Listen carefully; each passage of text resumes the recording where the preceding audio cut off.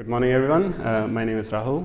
I'm a staff experimental physicist at D-Wave. I work in the processor development team, which means I develop the hardware. And I like to play around with it and try to come up with new ways of using it because I have access to lower-level features. And today I'm going to be talking about one of those features that came out of experiments like that, which we're quite excited to start sharing with our customers, and in particular with research customers. So what I'm going to talk about is analog digital quantum computing. Emil already gave a really nice overview of it, and if you listened to Andrew King's talk yesterday, he showed a lot of the data that I'm going to show today. So if you paid really close attention to both of these talks, then maybe most of my talk is redundant. But at the same time, I always like to listen to the same thing a couple of times from different perspectives, and I find that really useful for my own understanding. So I'm going to still try to go a bit over the basics. So when we say analog digital quantum computing, it has two components. There's analog quantum computing, which means, as I'm saying here, it's evolving under a programmable static or time-dependent Hamiltonian for some time.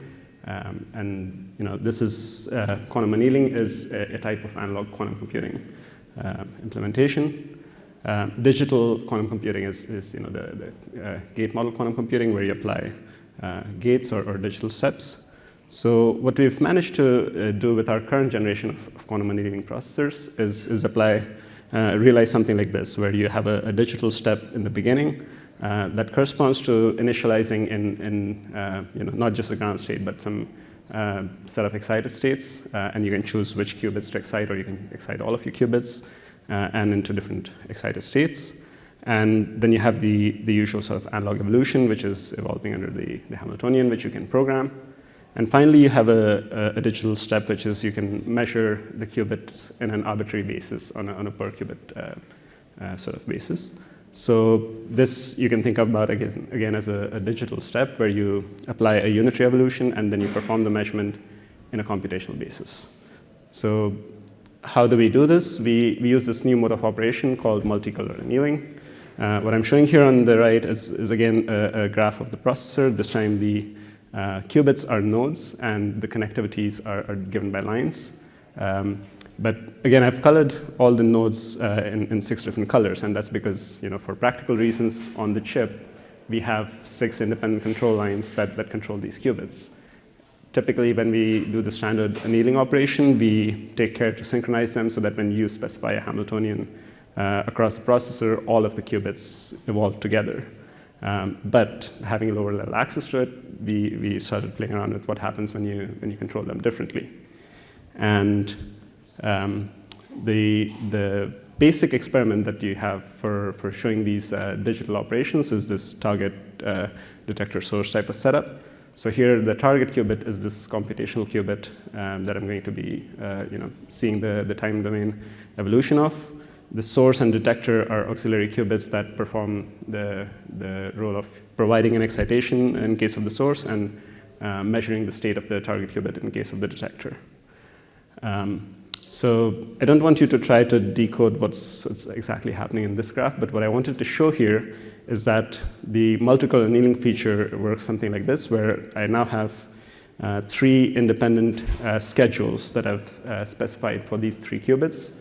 And by using this set of schedules, I can do an excited state preparation and arbitrary basis readout. So how does the excitation because of the source work? Here, this is a picture of the sort of monostable and bistable potentials corresponding to the Hamiltonian at different points in the anneal. You start with the target qubit at its sort of monostable potential state, so s equal to 0 early in the anneal. There's the transverse field dominates. You start the source in the same way, and then you essentially bias the source and perform a forward anneal on it. At this point, the target qubit is not really interacting with it, and the source qubit gets localized to a particular state. In this case, the left well, or you can think about it as a 0 state. You can remove that pre-bias, and because the barrier is so high, because tunneling is highly suppressed, it's going to stay locked in that state. At this point, what you do is you ramp up the barrier, or you anneal the target qubit to a point in the middle of the anneal, and you hold it there. While you're holding it there, what happens is that the relaxation brings it into the ground state, but it's also experiencing a bias from the source qubit. So that bias from the source qubit forces it to be localized in the left well. Finally, you achieve the excitation by rapidly reverse annealing the source. So up until this point was just all the preparation to get my excitation in place. At the end, when I rapidly reverse anneal the source barrier drops, and you could imagine that what's seen from the target qubit's perspective is that suddenly there's a bias that was present that now disappeared. And in a semi-classical description of this, you can think about it as a kick that this target sees by a change in its potential. If you think about the quantum mechanical picture, it's actually a Landau-Zener transition. At the end of that, though, the source is back in its ground state, and the target is left in this state of 0, or in terms of its own Hamiltonian, is an equal superposition of its ground and first excited state. So what's happened here, essentially, at the end of this process, is I've applied a Hadamard gate to my target qubit. It's not just the Hadamard gate that we can apply, though. So this is a simulation of what happens if I, on top of doing that protocol that I showed earlier, just keep a bias in the source itself as I do the reverse anneal. And what I'm plotting in orange, in particular, is the polar angle of the state that the target ends up in. And you can see that at theta equal to 0, that essentially means I'm in the Z state, or an equal superposition of the ground and first excited state. And I can tune that continuously by adding an offset all the way back down to the ground state, which is at pi/2. So this is the excitation. What about the detection? It's a much simpler process. I simply hold the detector at its monostable state at s equal to 0, all the way while all the excitation and analog evolution of the target qubit is happening. And at the very end, when I want to measure the target qubit, at that point I rapidly forward anneal the detector. And what that does is it copies the state of the target qubit over into the detector qubit, while the target qubit is still mid-anneal. So now you're able to probe the state of the target qubit mid-anneal by measuring the outcome on the detector. And once again, it's much more flexible than just copying over the Z state. If you add a flux offset into the detector this time, you can continuously rotate as a function of that flux offset the angle of the measurement vector. So at a 0 flux offset, you're at an angle of 0, which means, again, you're measuring along the Z basis. By adding a positive or a negative flux offset, you can go to the plus and minus x bases.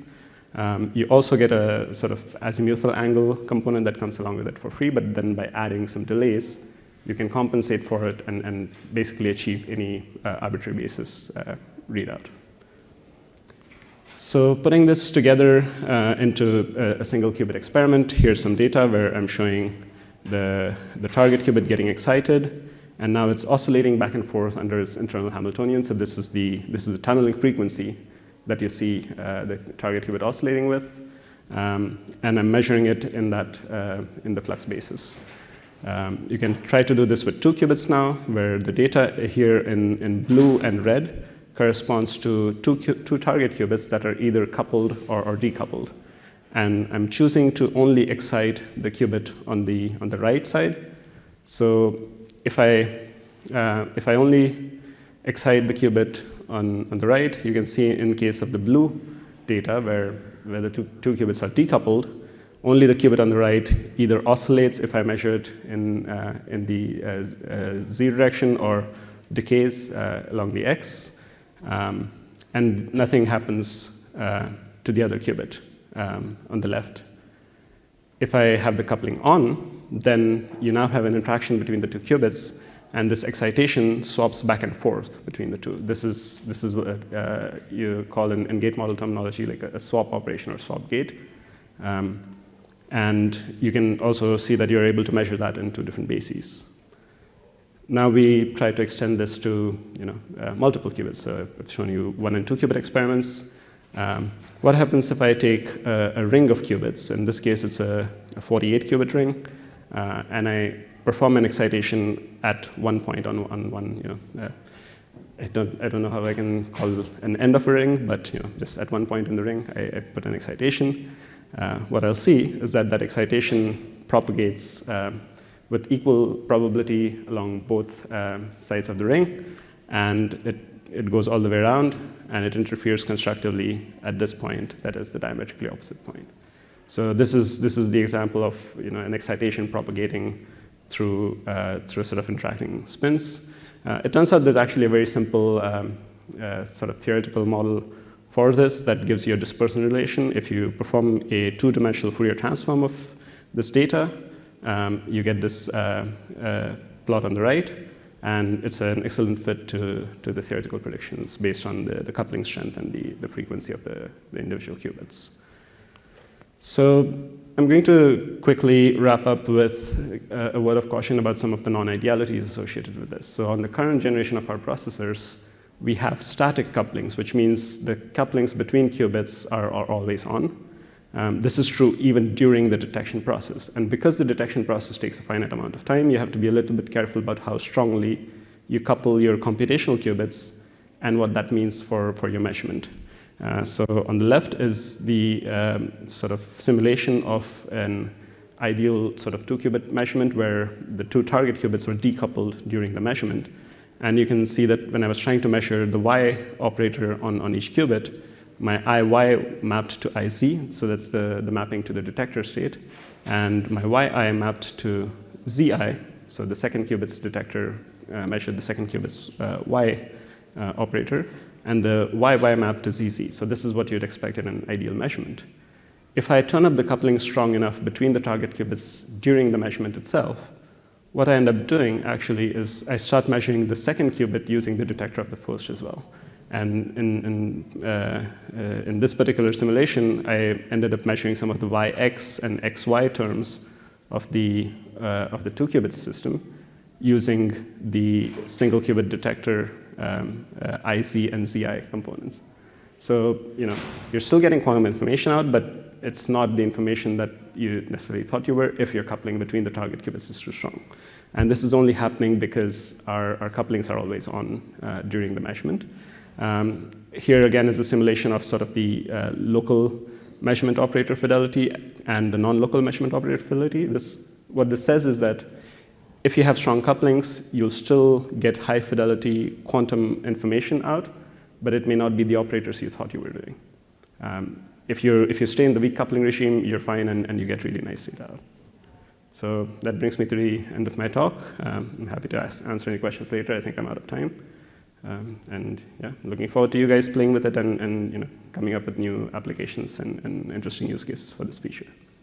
Thank you.